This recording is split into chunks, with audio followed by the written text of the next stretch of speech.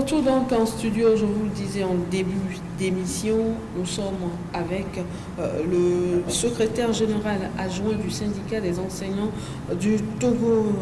Le secrétaire était avec nous la dernière fois. Il reste des sujets à débattre, il est revenu. Merci pour votre disponibilité, monsieur Kossikan, bonjour. Oui, bonjour madame. Comment vous allez? On rend grâce, ça va bien. Et les syndicalistes, vous appelez, c'est quoi déjà? C'est frères ou quelque chose comme ça? Bon, amis ou... Bon, c'est camarades. Camarades, oui. Les autres camarades, ils vont bien? Oui, ils vont bien. Ils sont en forme. Alors, merci d'avoir fait le déplacement. Merci beaucoup. Eh bien, nous allons commencer d'abord avec cette note du professeur Kokoroko qui interdit la vente de documents aux élèves sans son autorisation. Vous, au niveau du CET, comment vous avez apprécié cette note-là? Ok, merci beaucoup, madame. Je pense que, en ce qui concerne les réformes, d'où qu'elles viennent, pourvu que ça profite le monde éducatif. Sinon, ce n'est pas... Pour nous, là où il y a un souci, c'est que, est-ce qu'en interdisant ces ventes-là, le gouvernement a aussi mis, ou bien le ministre a mis souvent à la disposition des établissements ces matériels dont nous avons besoin. Puisque quand on parle de vente de ces documents, il y a certains documents vraiment qui aident beaucoup. Il y a des écoles qui n'ont pas de documents. Et grâce à ces... Maintenant que vous êtes avec nous, nous ne savons pas. Dites-nous, quels sont ces documents-là?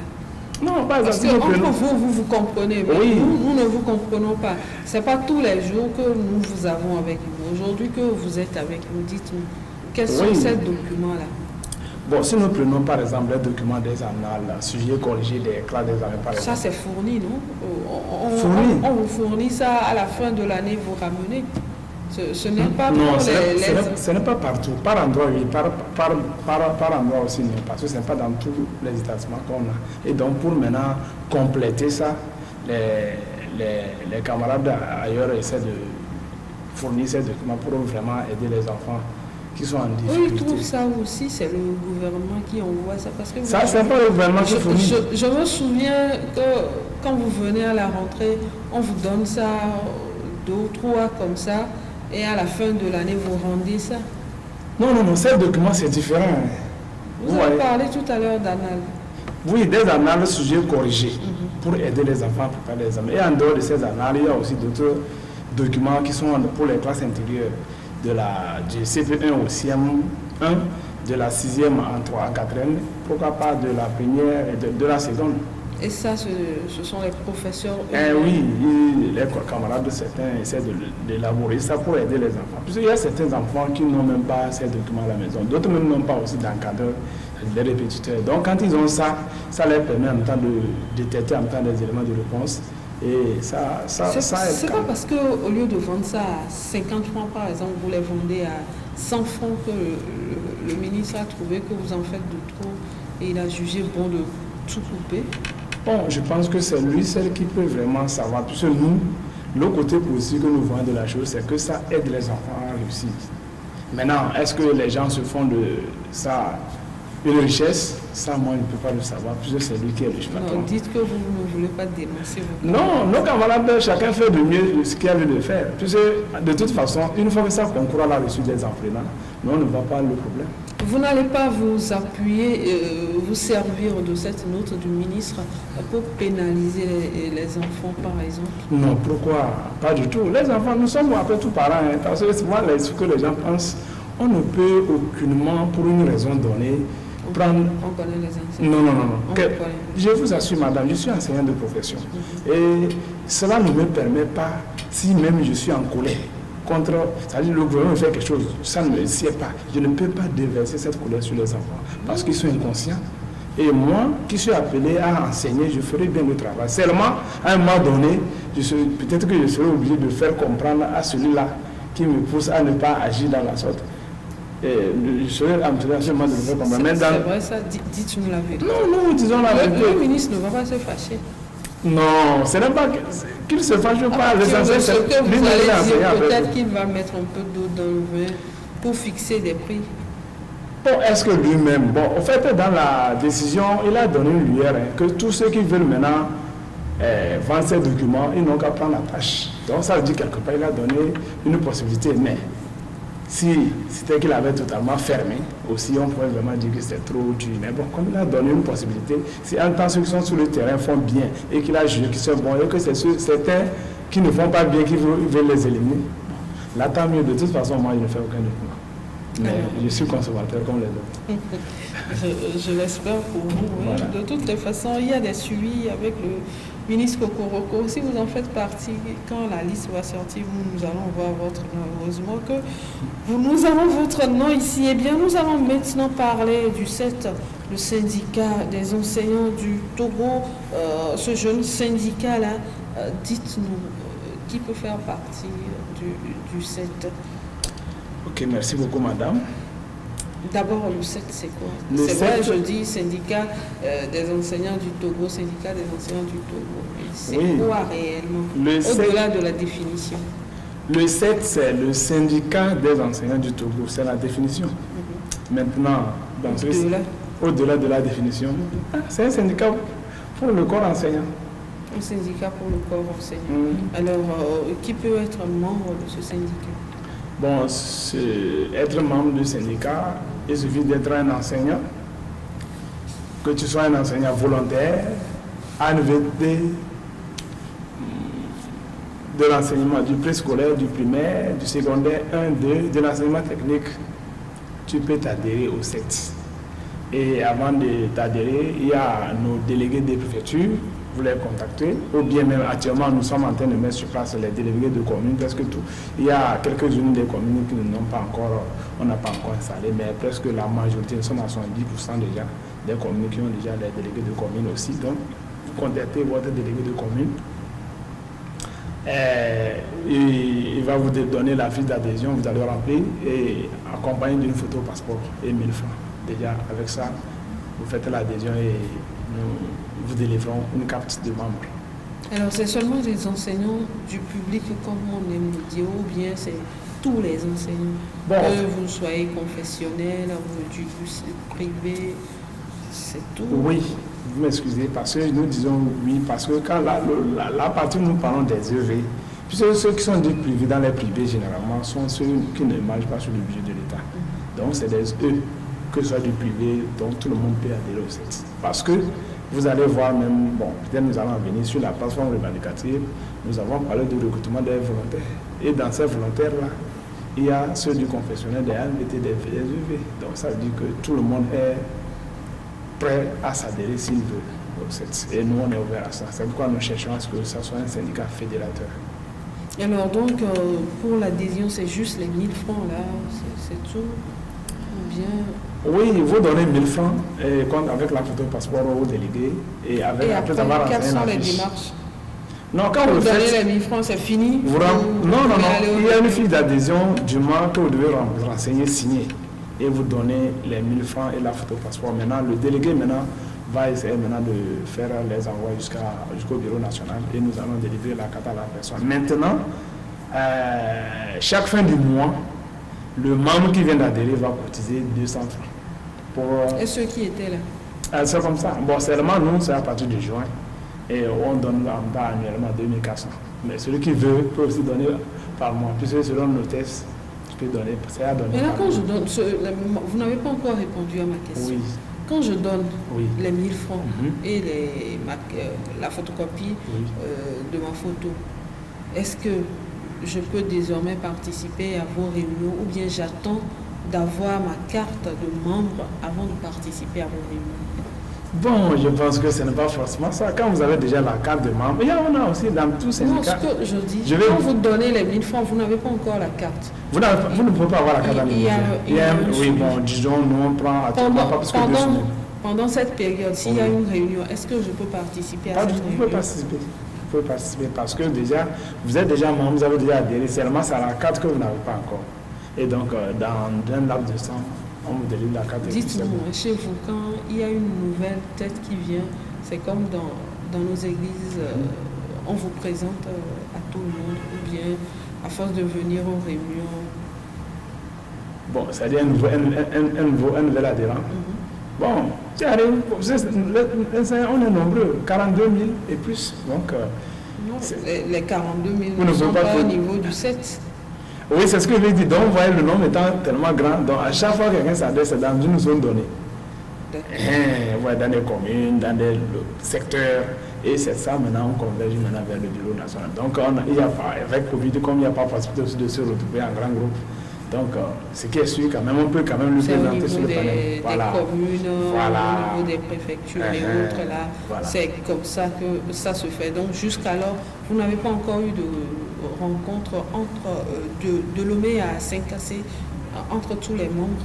Bon, ce n'est pas encore fait. Nous avons fait pour l'AG, pour juste le congrès, pour installer le bureau national. On avait fait à Lomé ici, c'était de Lomé à Saint-Cassé, mais c'était vraiment les membres fondateurs qui étaient arrivés. De tous les points. Maintenant, après ça. Oui. C'est un syndicat, hein? Vous parlez de membres fondateurs. Bon, ça dit ceux qui étaient arrivés, il faut que. Au début. Ceux qui étaient là au début.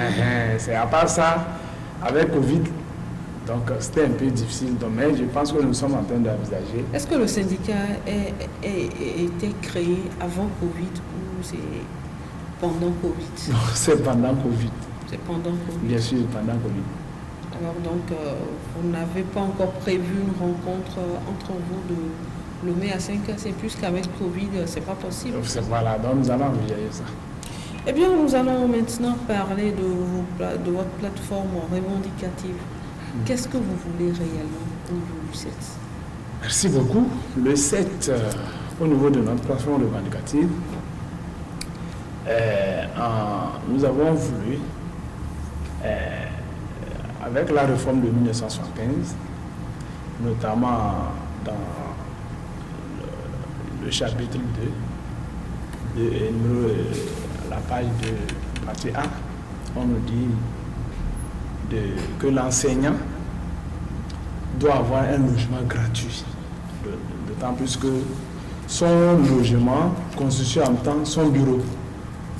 Mais depuis 1960. Les salles de classe, vous allez... Non, on dit son logement, on n'a pas dit son lieu.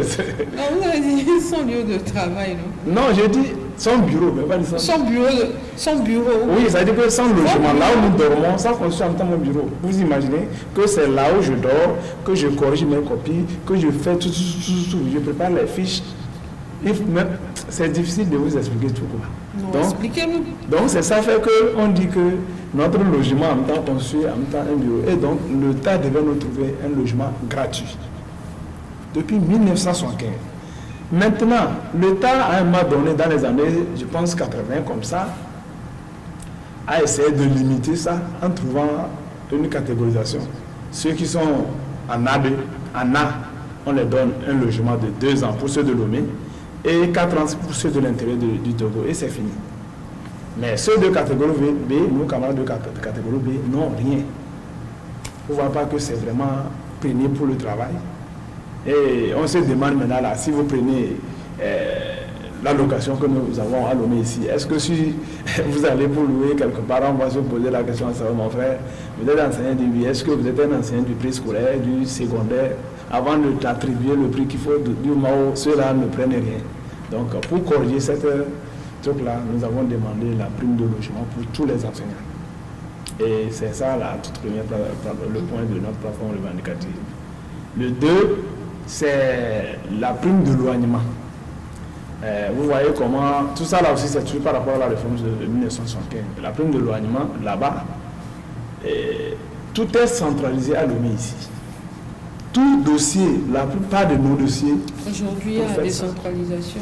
Décentralisation par rapport à... Les choses se font petit à petit, vous allez voir. Bon, voilà. Il y a des annonces qui se font tout le temps. Non, nous sommes... Patienter un peu. Ah, d'accord, mais pendant ce temps, on fait comment? Je suis à Dapaon, ou bien je suis à Saint-Cassé, je vais faire un dossier au ministère ici, je ne vais pas avoir les mêmes réalités. La souffrance que je vais endurer avant de faire ce dossier, ça ne serait pas la même chose que celui qui a au niveau de GTA ici. Donc, du coup, faire ça pour celui qui vient, qui doit quitter Lomé pour quel dossier? Pour faire un travail. Non, on parle de dossiers administratifs. Oui. Nulle part. Si la personne est née là-bas. Tu es né, mais c'est aujourd'hui avec la digitalisation que vous pouvez faire, comment dirais-je, passez-moi le nom de... Le casier judiciaire. Le casier judiciaire en étant à Lomé. Mais bon. avant, vous devez retourner à votre lieu de naissance. C'est un dossier aussi. Bon, ça c'est un dossier parmi tant d'autres. Non, pas carrément ce qui est purement fonctionnaire. Ce n'est pas possible. Donc voilà, il faut une prime pour ça. Et nous avons, les camarades ont trouvé que si le gouvernement pouvait nous octroyer une prime conséquente par rapport au nombre de kilométrages que les gens feront par rapport au ministère, ça serait bien. Par an, vous faites combien de déplacements?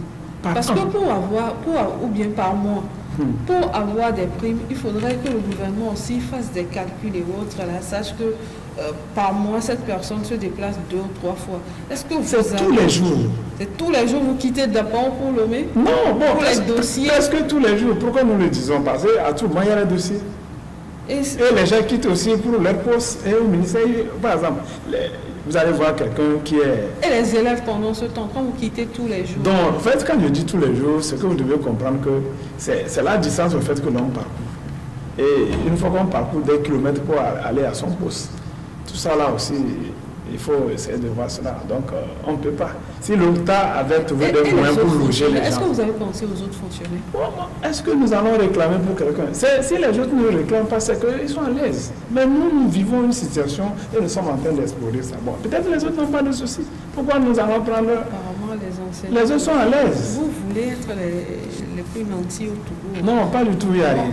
On continue. Maintenant, le point 3, nous avons parlé de choses... la prime de mutation. Prime de mutation. Vous imaginez que, par exemple, moi, je laisse ma personne, on peut affecter quelqu'un 3 fois en espace de 2 mois. Comment ça? Sans une mesure d'accompagnement. En espace de 2 mois? Oui, moi j'ai eu cette mutation. Comment ça? Ah voilà. Non, expliquez-moi. Voilà, par exemple, le 29 août, on m'a fait dans Mandouri Central. Le 10 septembre, on me nomme surveillant général à Séjimougou. Ah, mais suivez mon regard. Maintenant, ça n'a pas suffi. On m'a fait seul encore de CG Mougou pour la direction régionale Grand Lomé et après maintenant, actuellement, je suis encore quelque part dans la zone de Baguina. C'est une promotion. Ça. Quelle promotion? Ce n'est pas une promotion, madame. Il y a rien de titres changent. Oh, pas du tout. Je reste encore devenu surveillant de surveillant. Non, je suis encore ma carte de départ. Je suis revenu à zéro. Non.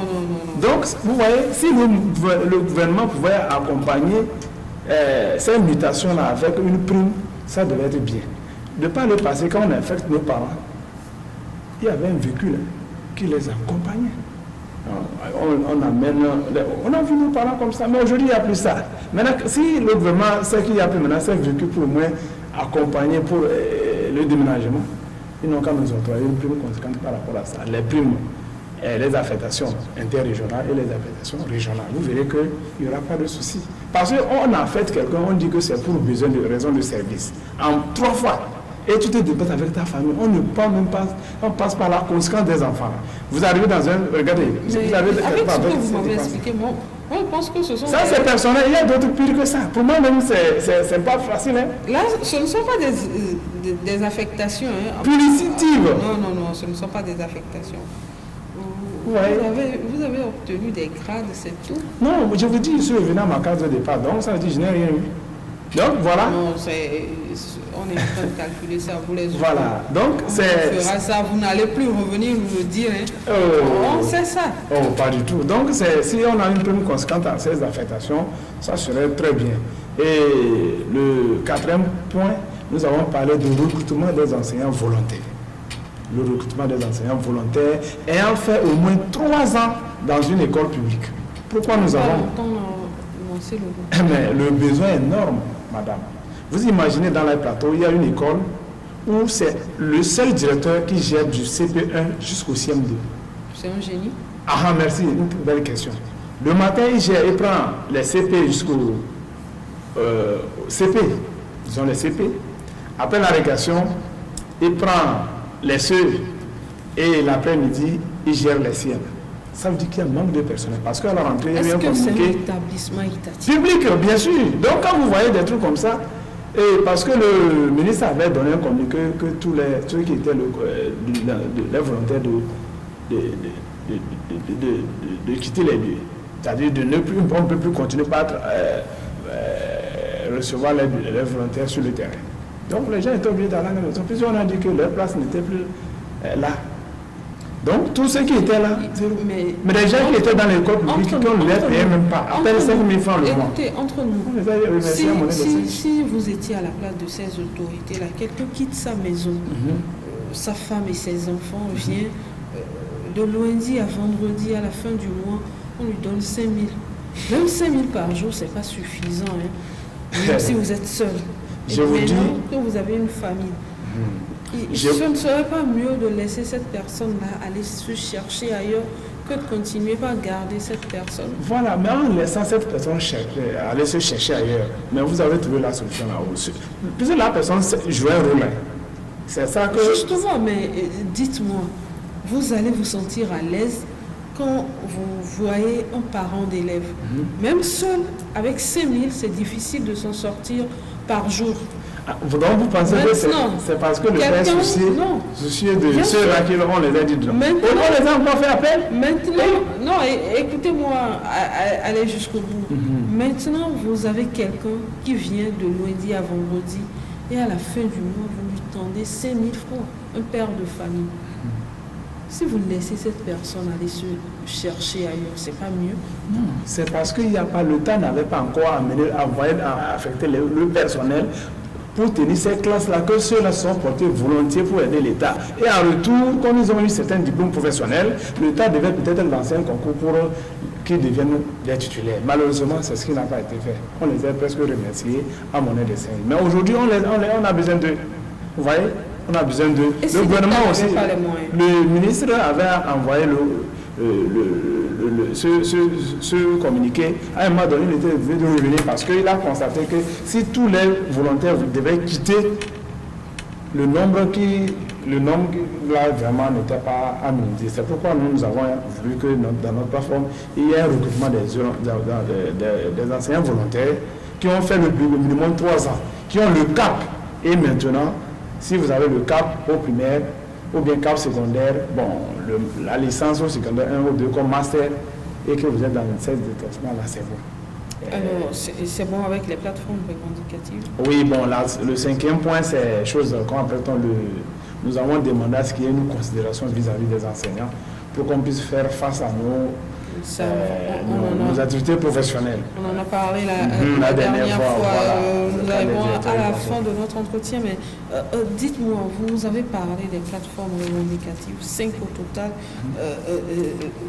Dites-moi, est-ce que vous avez les moyens d'action pour...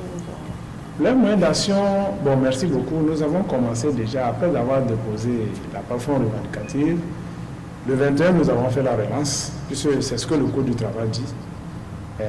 Donc nous avons fait la relance. Et le après, 21 dernier? Oui, maintenant, après, actuellement nous avons encore épuisé. Donc si l'autorité ne nous appelle pas, nous sommes en train de suivre la logique. Nous, on ne veut pas qu'on se dise que non, on n'a pas respecté la loi. Non, non, nous sommes des légalistes. Nous sommes en train de suivre les étapes. Mais à un moment donné, si l'autorité, l'employeur ne nous écoute pas, on sera obligé de passer à la vitesse supérieure. Et ça serait avec la plus bonne des manières. Parce que cette fois-ci, nous n'allons pas vraiment... Pas de menace sur le plateau. Hein. Merci à vous, monsieur Kassikan.